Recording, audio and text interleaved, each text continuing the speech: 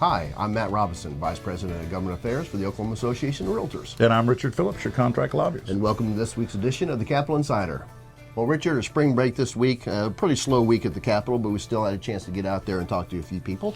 The one thing about the Capitol is they keep working. Yep. But a lot of these legislators go out of town with their children for spring break. But we were able to go visit with several legislators this week. Right, and we had a great visit with Representative Brumbaugh, who is the House author on the Real Estate Owners' Rights Act. That's right. And we still have some problems with some of the language dealing with property management, and we feel like we've got a great opportunity to meet with and work with Representative Brumbaugh to address those items. That's right.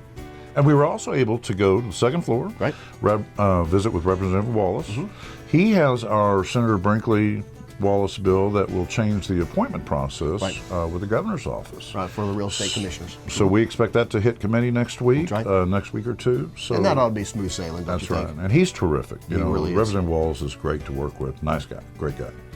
And Richard, I also want to remind our viewers, always feel free to go to our website, okrealtors.com, under the Government Affairs tab. Keep up to date on legislation that's important to your industry. And also, of course, very important, April 8th, our Legislative and Economic Summit.